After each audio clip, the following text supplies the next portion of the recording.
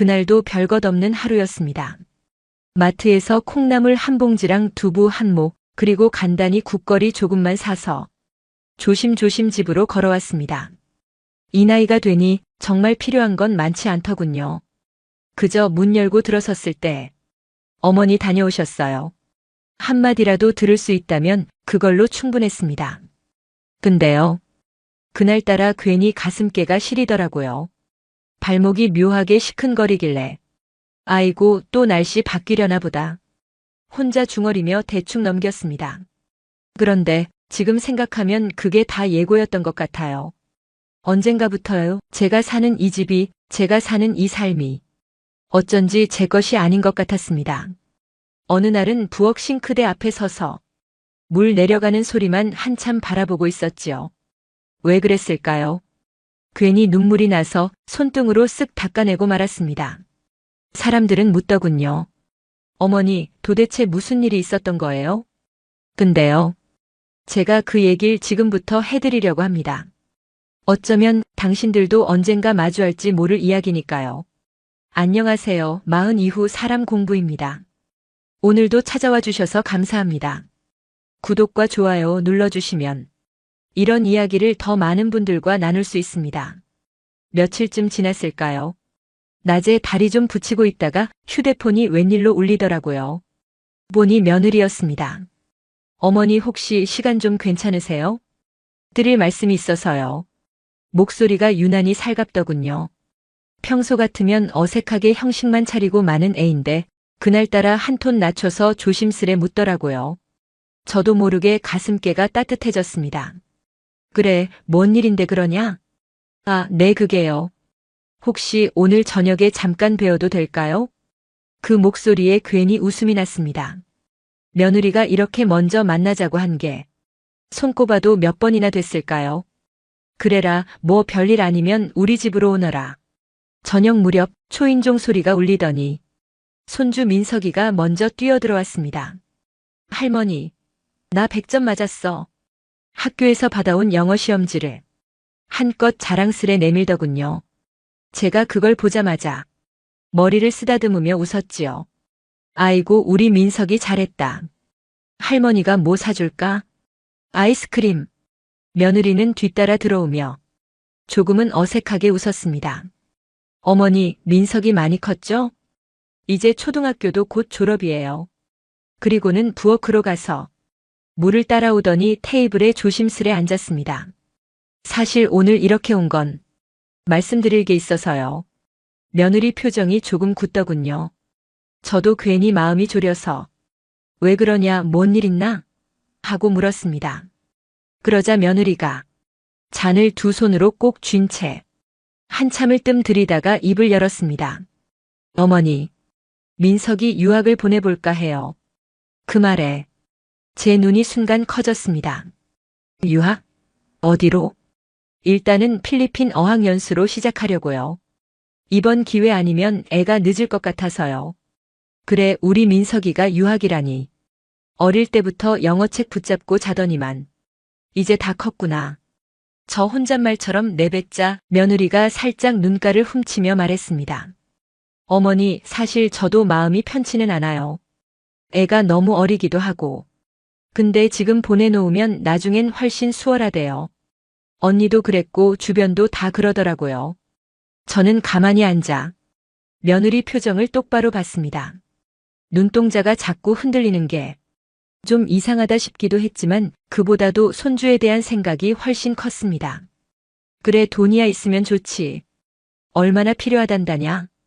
그제야 며느리가 더욱 조심스럽게 말을 꺼냈습니다. 5천 정도면 우선 어학연수라도 다녀올 수 있을 것 같아요. 5천이란 말에 순간 머릿속이 복잡해지더군요. 하지만 곧장 며느리 얼굴을 다시 보았습니다. 어느새 고개를 푹 숙이고 손가락을 꼭 쥔 채 미동도 없는 모습. 그리고 바로 옆에서 손주가 천진난만하게 시험지에 그려진 별표를 보고 웃고 있었습니다. 그래, 저 애가 공부 더 잘해서 나중에 훌륭해진다면 내가 이 정도 못해주겠나. 마음속으로 그렇게 정리하니 숨이 트이더군요. 알았다. 며칠만 기다려라. 할머니가 그 돈 마련해서 주마. 그 순간 며느리가 깜짝 놀란 눈으로 절 보더니 갑자기 두 손을 붙잡았습니다. 어머니 정말 감사합니다. 저 이번엔 정말 잘 해볼 거예요. 저는 말없이 고개를 끄덕였지만 속으로 생각했습니다. 잘 해보긴 뭘 잘 해보겠다는 건지. 그래도 우리 민석이 위해서라면 할미는 뭐든 해볼란다.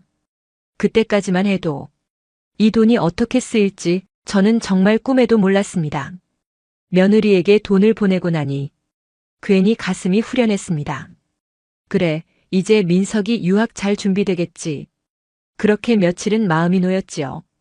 그런데 이상하게도 며느리가 전처럼 종종 걸려오던 전화가 싹 사라졌습니다. 전엔 주말 저녁쯤 되면 어머니, 이번 주는 뭐 드셨어요? 그렇게라도 묻곤 했는데 이제는 통소식이 없었습니다. 며칠을 참고 기다리다가 제가 먼저 전화를 해봤습니다. 어머니 죄송해요. 지금 민석이 학원 앞이라. 아, 네, 지금 운전 중이라서요. 늘 이런 식이었습니다. 처음엔 정말 바쁜가 보다 싶어 별말 않고 끊었습니다. 그러다 며칠 후 또 마음이 쓰여 전화를 걸었지요. 어머니 죄송해요. 아, 제가 지금 마트 계산대라서요. 다시 전화 드릴게요. 하지만 그 다시 전화가 오질 않더군요. 며느리에게 직접 연락하기도 민망해 아들에게 톡을 보냈습니다. 민석이 유학 준비 잘 돼가냐? 필요한 거 있으면 얘기해라. 아들은 네 어머니 잘 알아보고 있어요. 하고 이모티콘 하나 달랑 붙여서 답장을 보냈습니다. 답장은 왔는데 왜 이렇게 마음이 허전하던지요.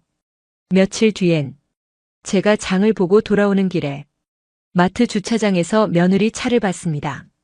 마침 내려오는 걸 보고 손을 살짝 들어 인사했는데 며느리는 허둥지둥 고개만 까딱하고 곧장 어디론가 전화를 걸더니 급히 차를 몰고 나가버리더군요.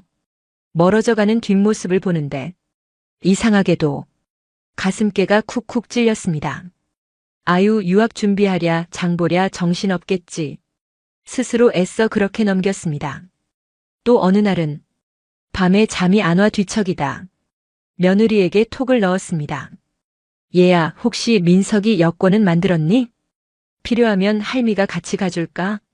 몇 시간 뒤 새벽 2시가 넘어서야 답장이 왔습니다. 어머니 죄송해요. 오늘 하루 종일 민석이 학원 상담이랑 필리핀 어학원 전화 돌리느라 정신이 없었어요. 읽고 나니 아 정말 바쁘긴 바쁜 모양이다 하면서도 이상하게 마음 한구석이 싸했습니다.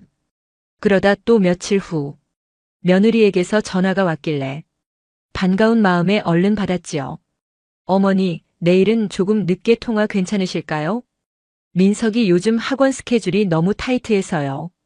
그 말이 뭐라고. 괜히 가슴이 철렁 내려앉았습니다. 그래라 바쁠 텐데. 몸 상하지 않게 잘 챙겨라. 끊고 나니 왜 그리 서운하던지요. 분명 민석이 유학 위해 돈을 보낸 건데 나는 뭘 이리 눈치를 보나 싶었습니다. 그렇게 한 달이 지나가고 2달이 흐르고 언제부턴가 며느리 목소리에 예전 그 부드럽던 결이 싹 사라져 있었습니다. 저만 혼자 눈치 보고 조심하고 괜히 마음 졸이고 있는 건 아닌가 싶더군요. 그래도 스스로를 다잡았습니다. 유학 준비가 얼마나 정신없겠어. 애 엄마가 저러는 거야 당연하지. 민석이 위해서라면 내가 조금 서운한 건 아무것도 아니지. 그때까지만 해도 진짜 아무것도 모른 채 저 혼자 그렇게 스스로를 달래며 넘어갔습니다. 그러던 어느 날이었습니다. 점심때쯤 친구한테서 카톡 하나가 툭 하고 왔습니다. 야, 이거 혹시 내 며느리 아니냐? 호텔에서 봤다고 해서 저는 뭔가 싶어 사진을 터치했습니다. 그 순간 눈이 얼어붙는 줄 알았습니다. 사진 속에는 며느리가 있었습니다. 확실히 며느리 얼굴이었어요. 호텔 수영장, 푸른 물이 반짝거리는 데서 며느리가 친구들이랑 활짝 웃으며 잔을 부딪히고 있더군요. 수영복 차림에 머리는 반쯤 묶어 올렸는데 그 표정이 어찌나 해맑던지요. 잔엔 칵테일이 가득했고 뒤편엔 큼지막하게 제주 인생 리조트 간판이 선명히 보였습니다. 머리가 띵. 정수리를 망치로 맞은 것 같았습니다. 손에 쥔 휴대폰이 순간 미끄러져 떨어질 뻔했어요. 벽을 더듬어 간신히 몸을 붙잡았습니다. 저게 뭐야? 숨이 가빠지는데 마치 방 안의 공기가 한꺼번에 빠져나간 것 같았습니다. 그 자리에 서서 사진을 몇 번이고 확대해 봤습니다. 혹시 내가 잘못 본 건 아닐까 싶어서요. 그런데 며느리 얼굴 맞았습니다. 심지어 뒤에 앉아있던 친구들은 낯익은 얼굴도 있었어요. 며느리 결혼식 때 웨딩홀에서 봤던 친구들이더군요. 유학 준비한다더니 호텔은 왜 간 거야? 혼자 중얼거리다가 정말 숨이 막히는 줄 알았습니다. 손에 진땀이 흥건히 고였고 다리가 후들후들 떨려 그대로 주저앉아 버렸습니다. 한참을 앉아있다. 겨우 숨을 고르고 휴대폰을 다시 들었습니다. 그리고 또 그 사진을 열고 닫고 열고 닫고 확인하고 또 확인했습니다. 어쩌면 내가 너무 오해하는 건 아닐까? 혹시 저게 예전 사진은 아닐까? 손가락으로 화면을 밀고 당기며 사진 구석구석을 살폈습니다. 그때 사진 한 귀퉁이에 날짜 스탬프가 찍혀 있더군요. 딱 그저께였습니다. 눈앞이 핑 도는 걸 억지로 참으며 소파 팔걸이를 꽉 움켜잡았습니다. 그 돈, 내가 준 그 돈, 손주 유학 보낸다던 그 돈, 머릿속이 온통 그 생각뿐이었습니다. 저녁이 되어서도 손이 자꾸 휴대폰으로 갔습니다. 사진을 또 열어보고 다시 닫고 몇 초 못 가 또 열었습니다. 잠들려고 누웠다가도 눈을 감으면 그 수영장 물빛이 번쩍거렸습니다. 며느리가 웃으며 잔을 들이켜던 모습이 아주 생생히 떠올랐습니다. 밤새 뒤척이다. 결국 새벽녘에 부엌에 불을 켰습니다. 물을 한 컵 마셨는데 식도가 타들어가는 것 같았습니다. 그리고 식탁에 앉아 휴대폰 화면을 다시 켰습니다.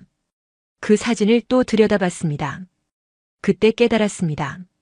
아, 이제부터는 내가 이 사람들한테 뭘 물어봐야 할지 모르겠다. 사진을 본 그날 이후 며칠을 끙끙 앓았습니다. 밥을 해도 입으로 들어가는지 어디로 사라지는지도 몰랐습니다. 밤에 이불을 뒤집어 쓰고 누워 있어도 며느리가 수영장에서 웃던 얼굴이 머릿속에서 떠나질 않았습니다.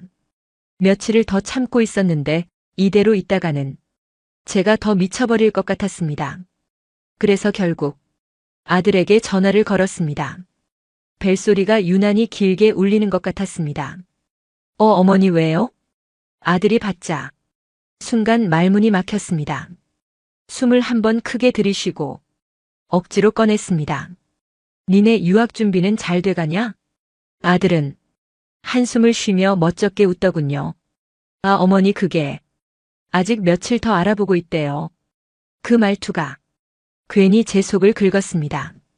아직도 알아본다? 그 돈을 준 게 벌써 몇 달 전인데 조용히 물었습니다. 그래, 그럼 그 호텔은 뭐냐? 순간 아들이 가만히 있다가 헛웃음을 지었습니다. 호텔이요? 아, 그거 어머니 요즘 애들 스트레스 얼마나 많은데요. 숨이 콱 막혔습니다. 스트레스? 내 며느리가 친구들이랑 잠깐 다녀온 거 가지고 왜 그러세요? 솔직히 요즘 애들 다 그러잖아요.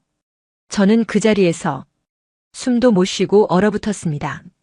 한참을 말이 없자 아들이 어색한지 어머니 계세요? 하고 물었습니다. 그제야 가쁜 숨이 터져 나왔습니다. 그 돈은 민석이 유학 간다고. 그러자 아들은 더 황당하다는 듯 웃으며 대꾸하더군요. 아니 어머니, 아직 유학 안 간다고 돈 못 쓰라는 법 있어요? 어차피 다 민석이 위해 쓰는 거죠. 그 말에 가슴께가 덜컥 내려앉았습니다. 호텔이랑 술집이 민석이를 위한 거냐? 그러자 아들이 헛기침을 하더니 목소리를 낮췄습니다. 에이 어머니, 그거 뭐 큰 돈도 아니고 며느리가 좀 쉬었다 올 수도 있죠. 그때 깨달았습니다. 이 사람들은 아무렇지도 않은 거구나. 내가 몇 날 며칠 가슴 졸이며 고민한 이 일들이 이 사람들에겐 아무 일도 아닌 거구나. 전화기를 손에 쥔 채 멍하니 앉아 있었습니다. 저쪽에선 어머니 너무 신경 쓰지 마세요. 민석이 잘 크고 있잖아요. 그런 소리가 희미하게 들려왔습니다. 결국 저는 대답도 못하고 전화만 끊었습니다. 끊고 나니 손에 식은땀이 잔뜩 배어 있었습니다. 전화를 끊고 나니 손이 덜덜 떨렸습니다. 휴대폰을 소파 위에 던지듯 내려놓고 그 자리에 그대로 주저앉았습니다. 가만히 있다. 무릎 위에 얼굴을 묻고 한참을 숨만 내쉬었습니다. 그러다 나도 모르게 작게 중얼거렸습니다. 내가 잘못한 건가? 다음 날 마음이 너무 갑갑해 장이라도 좀 보려고 시장에 나갔습니다. 그런데 야채가게 앞에서 동네에 오래 살던 이웃이 말을 걸더군요. 어머니, 며느리 유학 보낸다더니 잘 돼가시나 봐요? 며칠 전에 누구한테 들었어요. 부럽다, 우리 손주는 아직 그럴 나이도 아닌데. 저는 허허 웃는 척하면서도 가슴께가 다시 내려앉는 느낌이 들었습니다. 아유, 뭐 그러게요. 말을 제대로 잇지도 못한 채 그냥 비닐봉투를 꼭 움켜쥐었습니다. 그 짧은 순간이 왜 그렇게 길게 느껴지던지요. 집에 돌아와 장바구니를 부엌 싱크대에 올려놨습니다. 팔을 다듬고 물을 썰고 냄비에 물을 올려두었는데 그러고 나서 가만히 서 있었습니다. 불 위에선 물이 부글부글 끓어오르고 있었지만 제 머릿속은 그냥 하였습니다. 국자로 한번 휘젓긴 했는데 간을 보려고 숟가락을 들었다가 그만 멍하니 멈춰 서 있었습니다. 눈앞에서 수증기가 모락모락 올라오는데도 아무 생각이 없더군요. 이 국을 누구를 위해 이렇게 끓이고 있는 건가? 그 생각이 괜히 서글퍼 숟가락을 천천히 내려놨습니다. 그리고 조용히 숨을 내쉬었습니다. 결국 저는 은행에 직접 갔습니다. 며느리가 쓰던 가족카드가 제 이름으로 돼 있었거든요. 어머니, 따님 카드 내역 좀 뽑아드릴까요? 창구 직원이 아무렇지 않게 물었습니다. 며느리예요. 네, 부탁드려요. 서류를 봤는데 손이 저도 모르게 덜덜 떨렸습니다. 처음엔 호텔 이름이 눈에 띄었습니다. 며칠 전 사진에서 본 그 제주 리조트였습니다. 숙박비가 하루에 100이 넘더군요. 이틀, 사흘, 며칠을 묵은 내역까지 또렷했습니다. 바로 밑에는 마사지샵 이름이 찍혀 있었는데 한 번에 15만 원이 훌쩍 넘었습니다. 그 아래엔 소문난 고급 레스토랑 이름, 이태원에 있는 유명 스테이크 집이었지요. 이건 유학 준비가 아니잖아. 목을 대가 저릿했습니다. 내역은 거기서 끝이 아니었습니다. 면세점에서 산 화장품, 시계 매장에서 긁힌 카드값, 그리고 새벽 시간에 찍힌 바 형태의 이름들까지. 술집이야. 이건 그냥 술집이잖아. 가슴께가 쿵 내려앉았습니다. 그 자리에서 다리에 힘이 풀려 창구 옆 소파에 가만히 주저앉았습니다. 서류를 무릎 위에 올려놓고 손가락으로 한 줄 한 줄 짚어가며 다시 봤습니다. 호텔 숙박, 마사지, 술집, 그리고 며칠 뒤 또 호텔, 그 다음엔 쇼핑몰. 이게 내가 손주 유학 보낸다며 건넨 그 돈의 행방이었습니다. 눈앞이 자꾸 흐려져 서류 글자가 출렁거렸습니다. 휴대폰으로 내역 사진을 찍는데 손가락이 자꾸 빗나가 몇 번이나 다시 눌렀습니다. 그러다 문득 머릿속에 며느리 웃는 얼굴이 떠올랐습니다. 그날 내 손을 꼭 붙잡고 어머니, 이번엔 정말 잘 해볼 거예요. 그렇게 말하던 그 얼굴. 숨이 막혀 코끝이 시큰해졌습니다. 내가 저 사람들한테 얼마나 우스운 존재였을까. 창구로 돌아가 서류를 다시 접수하며 괜히 직원에게 물었습니다. 이 카드 앞으로도 며느리가 쓰게 둬야 하나요? 직원은 가족 카드니까 해지하시려면 말씀만 주세요. 다음 달부터 사용 못하게 처리해드리면 됩니다. 아무렇지 않게 답하더군요. 저는 조용히 아니요, 조금만 더 두세요. 조금만 더 하고 말했습니다. 아직은 내가 뭘 어떻게 해야 할지 잘 모르겠더군요. 은행 문을 나서는데 태양이 번쩍 내려앉아 눈이 따갑게 부셨습니다. 그런데도 몸이 한없이 차갑기만 했습니다. 그때 깨달았습니다. 이 사람들은 내 돈이니 내 노후니 할 것도 없이 내 마음을, 내 믿음을 너무나 쉽게 짓밟아버린 거라는 걸. 은행 문을 나와 두 다리가 어찌나 무겁던지 버스를 2번 놓치고서야 겨우 집에 돌아왔습니다. 집에 들어오자마자 테이블에 카드 내역서를 펼쳐놓았습니다. 한 줄 한 줄 또박또박 다시 훑어봤습니다. 호텔, 마사지, 술집. 이게 다 며느리가 쓴 거라고. 그러다 문득 궁금증이 솟았습니다. 대체 어떤 술집이길래 한 번에 20만 원, 30만 원이 찍히나. 종이에 찍힌 가게 이름을 휴대폰으로 하나씩 검색해봤습니다. 첫 번째, 호텔 안에 있는 유명 바. 사진이 뜨는데 어두운 실내, 샹들리에가 반짝이는 고급스러운 공간이었습니다. 아이고, 이런 데를. 두 번째, 한강 전망이 보이는 다이닝 펍. 거기 홈페이지에 예약 번호가 써있길래 순간 충동적으로 전화를 걸어봤습니다. 네, 인생 펍입니다. 목소리가 상냥했습니다. 저는 순간 당황했지만 조심스럽게 물었습니다. 저 혹시 며칠 전에 마흔카드로 결제된 예약 혹시 확인 가능할까요? 이름은 박진희. 네, 그때 4분 예약하셨던 테이블 맞으세요. 창가 자리로 드렸죠. 4분이요? 순간 숨이 막혔습니다. 네, 여자분들끼리 와서 샴페인 2병에 코스 요리 드시고 가셨어요. 전화를 끊고 나니 손에 식은땀이 흥건했습니다. 그제야 확실히 깨달았습니다. 이 사람들은 민석이 유학준비고 뭐고 그냥 내가 건넨 돈으로 제 세상처럼 즐기며 살고 있었던 겁니다. 며칠 뒤 더 기가 막힌 일도 있었습니다. 시장에서 오랜만에 본 김씨 아줌마가 소근소근 묻더군요. 어머니, 혹시 며느리 제주도 다녀오신 거 들으셨어요? 예. 저번에요. 우리 처제가 거기 리조트에서 일하거든요. 그런데 며느리분이 친구들이랑 와서 우리 시어머니 돈으로 럭셔리하게 호캉스. 그러면서 깔깔대고 웃었다더라고요. 귀가 멍해졌습니다. 입가에 뭔가 미지근한 게 흐르길래 손등으로 닦아보니 눈물이었습니다. 김씨 아줌마는 제가 갑자기 표정이 굳자 황급히 말을 돌렸습니다. 아이고, 그냥 웃자고 하는 얘기예요. 그런가 보다 하세요. 그 말이 더 가시처럼 꽂혔습니다.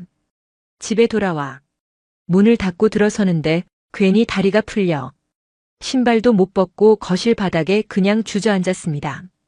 장바구니에서 무심히 파 한 단이 떨어져 나가 현관 쪽으로 굴러갔지만 집을 나설 때부터 마음이 이미 텅 비어버린 사람에겐 그런 게 보일 리 없었습니다.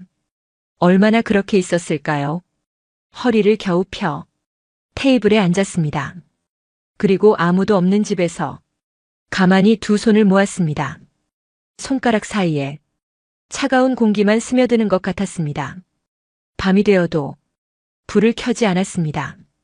거실 창문 너머 가로등 불빛만 어른어른 비치는데 그 불빛이 왜 그렇게 멀게만 느껴지던지요. 결국 저는 자리에서 일어나 안방 서랍을 열었습니다.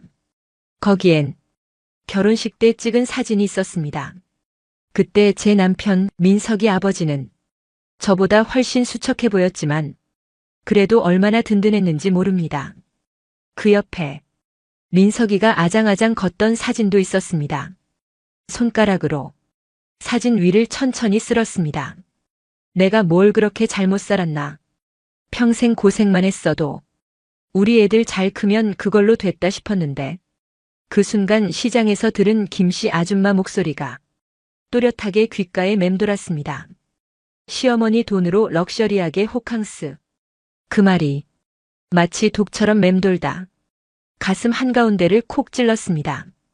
결국 손에 들었던 사진을 내려놓고 두 손으로 얼굴을 덮었습니다.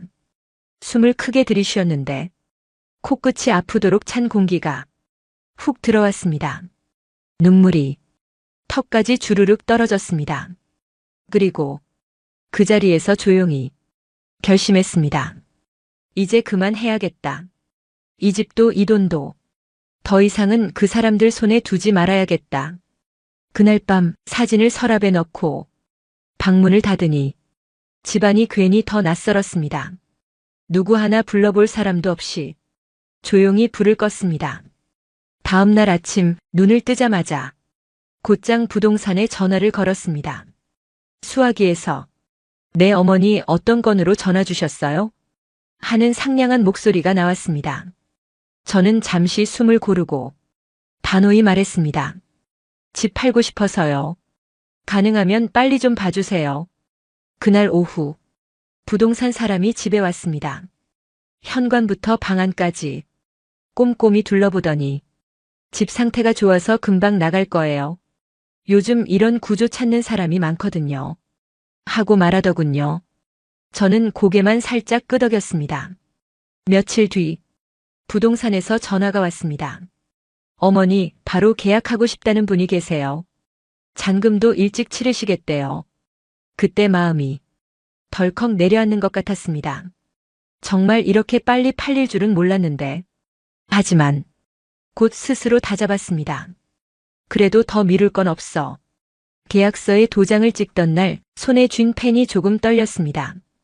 부동산 사무실 안에서 사람들이 오가는 소리가 머리 위로 웅웅 울렸습니다. 사인까지 하고 일어서자 중개사가 웃으며 말했습니다. 앞으로 편히 지내세요.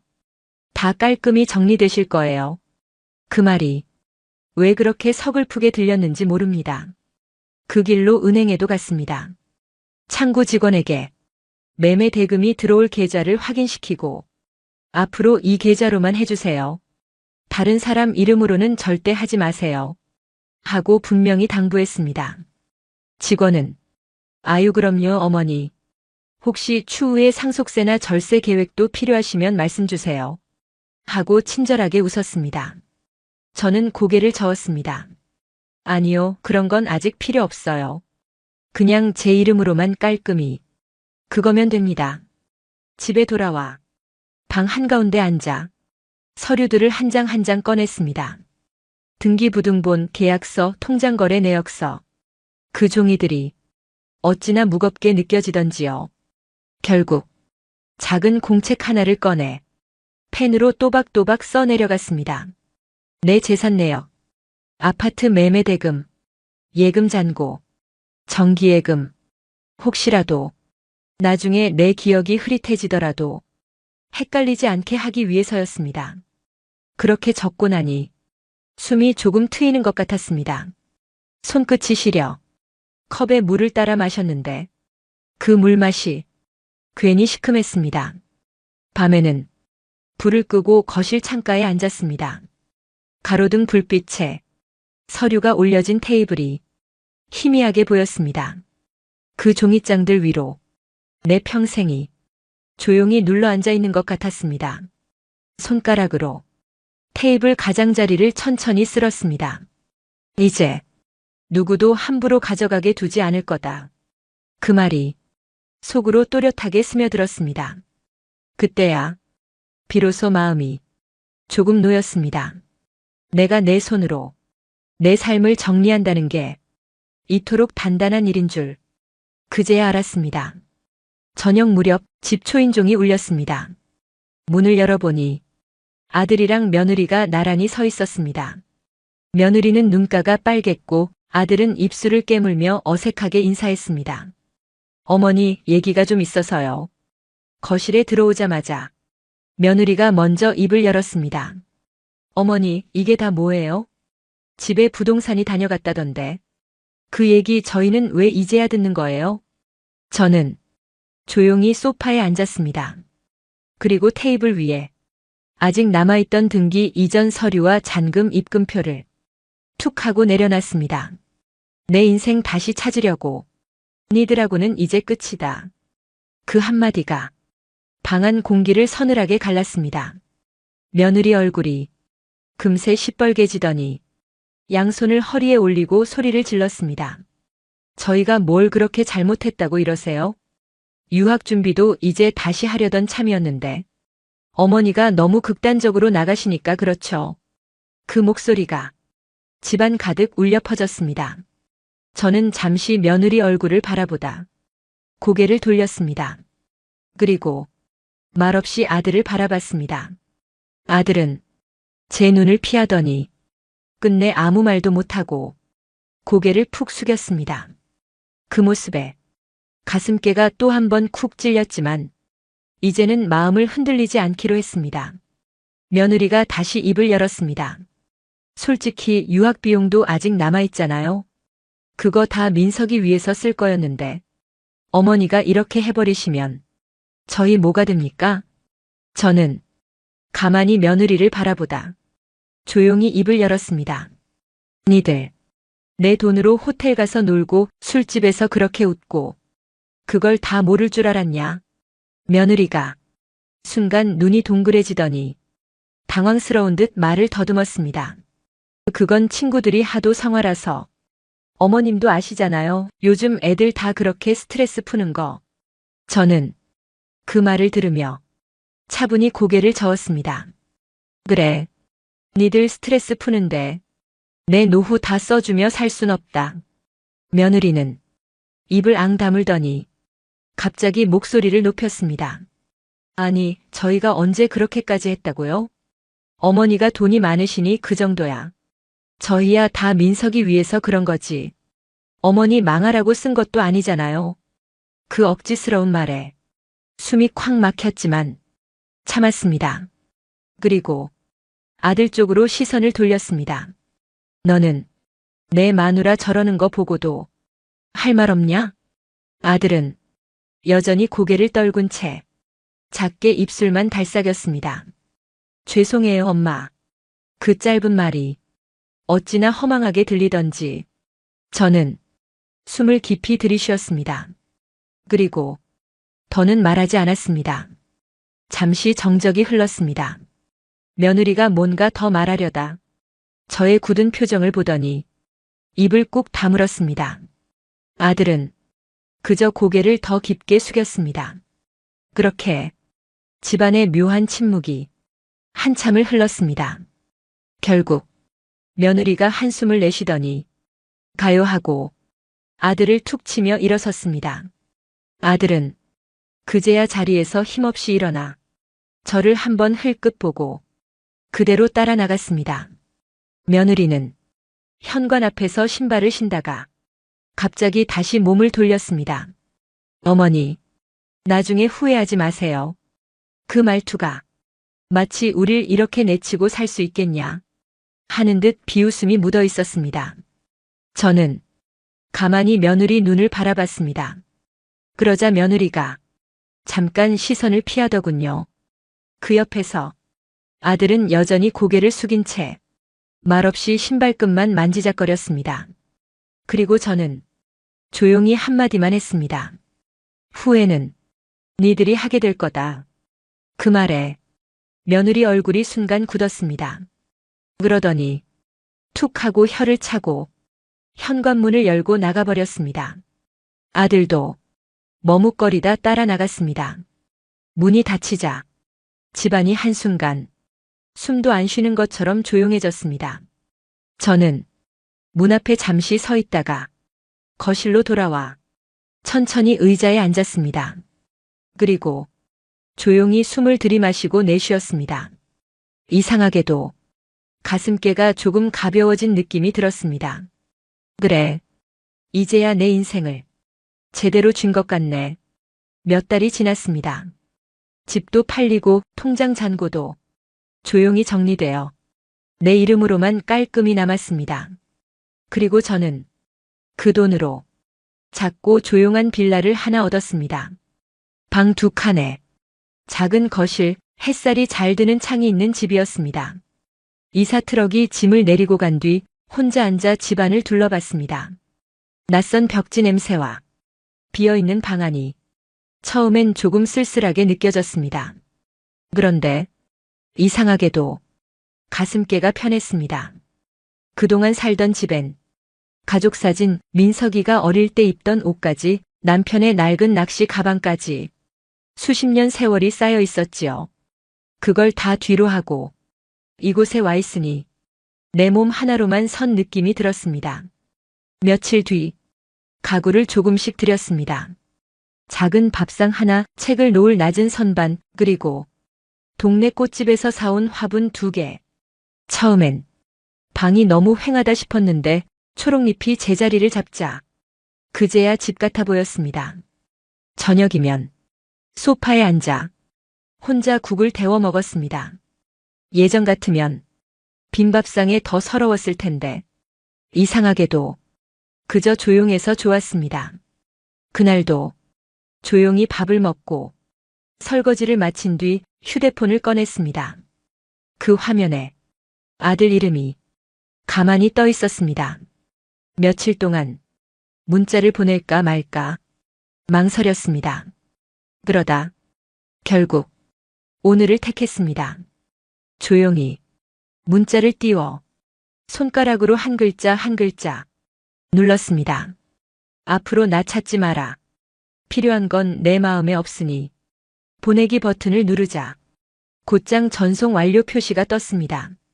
휴대폰 화면을 한참 바라보다가 그제야 숨을 내쉬었습니다. 창문을 열어 바람을 들였습니다. 늦은 봄바람이 커튼을 살며시 흔들고 지나갔습니다. 그 바람에 괜히 머리칼이 스쳐 작게 웃음이 났습니다. 그래, 이제야 제대로 홀가분하구나. 마음 한구석이 조용히 그러나 단단히 서 있는 느낌이 들었습니다. 몇 달쯤 지났을까요? 새로 이사 온 빌라 동네에도 이젠 어느 정도 익숙해져 가끔 슈퍼 주인이 먼저 인사도 건넬 정도가 됐습니다. 그러다 문득 약이 떨어져 예전 살던 동네에 있는 익숙한 약국까지 일부러 다녀오게 됐습니다. 예전 약국이 낫지. 거긴 내 처방 기록도 있고 괜히 그런 생각이 들었습니다. 약을 받고 나오는 길 시장 골목을 한번 훑었습니다. 그곳은 예전엔 매일같이 다니던 길이었습니다. 장사꾼들 목소리, 튀김 냄새, 서로 인사하는 사람들까지 낯익은 풍경이 그대로였습니다. 그때 멀리서 김씨 아줌마가 제 쪽을 보더니 손을 흔들었습니다.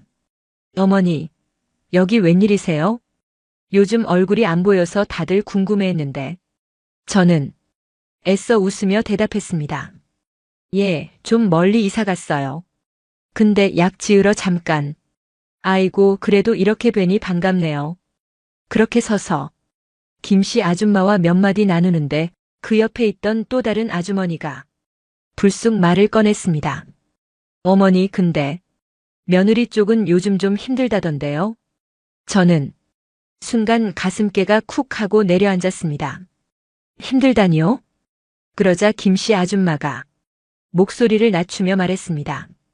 아유, 그게 며느리네가 그동안 카드 돌리고 대출 돌린 게 얼마나 많았는지 몰라요. 옆 아주머니가 거들며 속삭였습니다. 듣자 하니 집도 거의 넘어갔다나 봐요. 며느리가 워낙 사람들 모이는데 좋아하고 돈 쓰는 거 아까워할 줄 몰라서 동네에선 그 소문 다 돌아요. 저는 숨만 천천히 내쉬었습니다. 그 말이 마치 귀에 못질하듯 푹푹 박혔습니다. 김씨 아줌마가 제가 너무 말이 없자 괜히 미안했는지 어색하게 웃으며 말했습니다. 아유, 괜한 소리해서 죄송해요. 어머니야 이제 다 정리하고 마음 편히 사시는데 괜히 저희가 옛날 얘기만 꺼낸 거죠. 저는 작게 고개를 저었습니다. 아니에요. 괜찮아요. 그리고 장바구니를 더 꼭 쥐었습니다. 그 길로 바로 시장을 빠져나왔습니다. 집으로 돌아오는 버스 안에서 창밖만 멍하니 바라봤습니다. 버스가 시장 앞을 다시 지나칠 때 방금 들은 말들이 머릿속에 그대로 맴돌았습니다. 카드 돌리고 대출 돌린 게 얼마나 많았는지 몰라. 집도 거의 넘어갔다나 봐. 집에 돌아와 식탁에 장바구니를 놓고 멍하니 앉았습니다. 머리가 이상하게 무거워 두 손으로 살며시 눌렀습니다. 그리고 창문을 바라봤습니다. 저 너머로 보이는 조그만 가로등 불빛이 괜히 더 싸늘해 보였습니다. 그 불빛 아래 내 아들이 며느리가 작게 웅크린 채 서 있는 모습이 어렴풋이 떠오르다 스르르 사라졌습니다. 그로부터 몇 달이 더 흘렀습니다. 조용히 살던 빌라에서 화분에 물을 주고 간단히 국을 끓여 먹는 그런 나날이 이어졌습니다. 그날도 혼자 밥을 다 먹고 식탁을 닦고 있는데 초인종 소리가 울렸습니다. 이 시간에 누가 올 사람이 없는데 가슴께가 순간 철렁 내려앉았습니다. 문을 조심스레 열어보니 그곳에 아들이 서 있었습니다. 몇 달 만에 본 얼굴이 놀랄 만큼 상해 있었습니다. 턱은 더 깎여나가 볼이 쑥 들어갔고 눈밑은 시커멓게 꺼져 있었습니다. 저는 멍하니 그 모습을 바라봤습니다. 아들은 아무 말 없이 가만히 서 있었습니다. 그러다 시선을 내리깔며 작게 중얼거렸습니다. 엄마, 나 와이프 도망갔어. 그 말이 현관문 사이로 조용히 스며들어왔습니다. 빚쟁이들이 며칠 전부터 들이닥쳤는데 와이프는 그날 아무 말도 없이 짐 싸서 나가버렸어. 목소리가 점점 바스러지듯 약해졌습니다. 저는 그저 문 손잡이를 쥔 채 가만히 서 있었습니다. 아들이 손으로 얼굴을 덮더니 천천히 몸을 웅크렸습니다. 나 어떡해. 엄마 나 이제 진짜 아무것도 없어. 그 목소리가 바람 빠진 풍선처럼 턱하고 꺼져버렸습니다. 그 자리에서 주저앉는 아들을 저는 조용히 내려다봤습니다. 손이 조금 움직이다 결국 그대로 멈췄습니다. 아들은 발치에 주저앉은 채 손가락을 덜덜 떨며 말했습니다. 엄마, 그동안 카드 돌리고 대출 돌려서 그거 이자 막느라 그게 이렇게까지 될 줄은. 말끝을 흐리더니 목젖이 울컥 올라오는 게 보였습니다. 엄마, 우리 민석이 어떡해. 학교도 못 다니게 생겼어. 나 이제 진짜 아무 데도 갈 데 없어. 그 말이 아파트 복도에 조용히 울렸습니다. 저는 숨을 천천히 들이마셨습니다. 눈앞에서 초라하게 무너져 있는 아들을 보니 가슴이 다시 쿡 하고 내려앉았습니다. 하지만 이미 너무 많은 것을 겪었습니다. 손가락에 힘이 들어갔습니다. 그래도 이제 더 이상은 안 돼. 아들은 눈가를 손등으로 거칠게 훔쳤습니다. 그러다 애써 저를 올려다보았습니다. 엄마, 우리 정말 다시는 못 돌아가? 그 물음이 바람 속에서 가느다랗게 떨렸습니다. 저는 잠시 눈을 감았다가 조용히 뜨며 아들의 눈을 똑바로 바라봤습니다. 그러자 아들이 고개를 푹 숙였습니다. 그렇게 한참을 서 있었습니다. 아들은 결국 힘없이 일어나 터덜터덜 계단을 내려갔습니다. 문이 닫히고 집 안에 고요가 스며들었습니다. 저는 문 앞에 가만히 서서 숨을 고르고 있었습니다. 마음 한구석이 서늘이 비어갔지만 이제는 그 빈자리가 더 이상 무섭지 않았습니다. 늦은 밤이었습니다. 휴대폰 화면에 낯익은 이름이 깜빡였습니다. 잠시 망설이다 전화를 받았습니다. 엄마, 숨을 고르는 소리가 들렸습니다. 곧이어 허겁지겁 쏟아지는 울음 섞인 목소리. 엄마 나 다시 돌아가면 안 될까? 정말 이제 아무 데도 못 가겠어. 그 말이 밤 공기처럼 스르르 스며들었습니다. 저는 휴대폰을 귀에 댄 채 조용히 숨만 내쉬었습니다. 아들은 숨을 들이키며 더욱 떨리는 소리로 말했습니다. 엄마, 우리 민석이도, 걔도 이제, 정말 어떡해. 그 목소리가 점점 작아지다 숨죽여 흐느끼는 소리로 바뀌었습니다. 저는 조용히 눈을 감았다 떴습니다. 그리고 천천히 입을 열었습니다. 너도 이제 내 인생 살아라. 그 말을 또박또박 내뱉었습니다. 작게 떨리는 목소리가 휴대폰을 타고 저쪽까지 닿는 게 느껴졌습니다. 엄마도 그러려 한다. 그 말을 끝으로 조용히 통화를 끊었습니다. 휴대폰 화면이 꺼지며 거실엔 다시 고요가 내려앉았습니다. 저는 휴대폰을 테이블 위에 내려놓고 한참을 가만히 앉아 있었습니다. 어깨 위에 작게 내려앉은 고요가 이상하게 전보다 훨씬 가볍게 느껴졌습니다. 전화를 끊은 뒤 휴대폰을 뒤집어 테이블 위에 놓았습니다. 작게 울리던 진동까지 순간 멎어버리니 거실이 더 조용해졌습니다. 손을 살며시 맞잡았습니다. 두 손이 자기 체온으로만 겨우 따뜻해지는 느낌이었습니다. 가만히 앉아있다. 문득 몸을 일으켰습니다. 창가로 다가가 커튼을 살짝 젖히고 바깥을 바라봤습니다. 늦은 시간 가로등 불빛이 조용히 도로를 비추고 있었습니다. 차 한 대 없이 텅 빈 길이 어딘지 모르게 내 마음 같았습니다. 그래도 이게 훨씬 편하구나. 마음속으로 짧게 그렇게 내뱉었습니다. 다시 커튼을 내려놓고 거실로 돌아섰습니다. 발걸음이 이상하리만치 가벼웠습니다. 작은 스탠드를 켜니 주황빛 불이 방 안을 부드럽게 채웠습니다. 그 불빛 속에서 혼자 있는 내가 더 이상 불행해 보이지 않는 듯도 했습니다. 그 뒤로 아들은 더 이상 찾아오지 않았습니다. 늦은 밤 전화도 불쑥 문 앞에 나타나는 일도 모두 사라졌습니다. 조용했습니다. 아침이면 가끔은 지독히 고요해 괜히 라디오를 틀어놓기도 했습니다. 방송에서 나오는 낯선 사람들의 수다 소리가 집안을 가볍게 채워줬습니다. 밥은 여전히 혼자 차려 먹었습니다. 처음에는 숟가락이 자꾸 멈췄지만 이제는 국을 휘저으며 스스로 맛을 보기도 했습니다. 가끔 민석이가 떠오를 때도 있었습니다. 학교 갔을 때 해맑게 웃던 얼굴, 손을 꼭 잡으며 할머니, 나 100점 맞았어. 외치던 그 목소리. 그때마다 가슴께가 잠시 쓰라렸다가 조용히 쓰러지곤 했습니다. 그럴 때면 창가에 놓인 화분을 살폈습니다. 초록잎이 어느새 더 크고 짙어져 있었습니다. 손끝으로 살며시 만져보며 그래, 넌 잘 크고 있구나. 작게 중얼였습니다.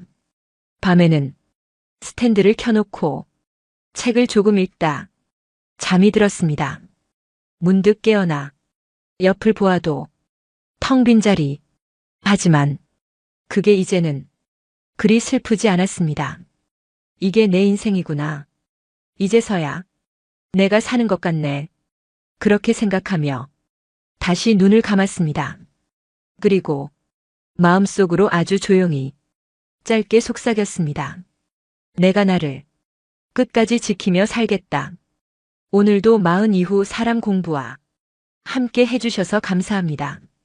이 사연이 여러분 마음에 작은 울림이 되었다면 좋아요와 구독 그리고 알림 설정 부탁드립니다. 다음 시간에는 또 다른 인생의 이야기로 당신의 하루에 따뜻한 동행이 되어 드릴게요.